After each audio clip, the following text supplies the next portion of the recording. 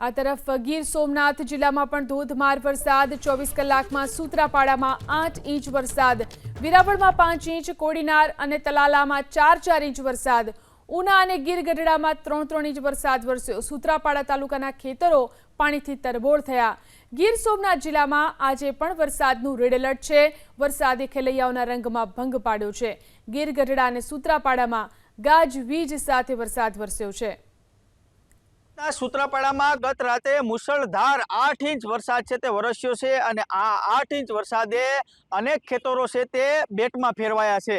મારી પાછળના દ્રશ્યો છે આ છે સૂત્રાપાડા કનેહર વિસ્તાર અને કનેહર વિસ્તારની અંદર જે ખેતરો છે તે પાણીમાં ગરકાવ થયા છે। આ વિસ્તારમાં 8 ઇંચ વરસાદ ગત રાત્રે વરસ્યો હતો અને જેના કારણે આ પરિસ્થિતિનું નિર્માણ થયું છે।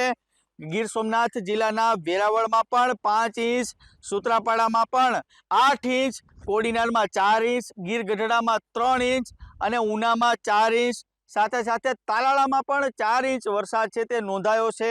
ગત રાત્રે ગીર સોમનાથના તમામ તાલુકાની અંદર વરસાદ છે તે અનરાધાર વરસ્યો છે અને આ વરસાદે અનેક વિસ્તારો છે તેની અંદર પાણી ભરાવાની સમસ્યા છે તે સર્જાઈ છે। અર્જુન વાળા, એબીપી અસ્મિતા, ગીર સોમનાથ।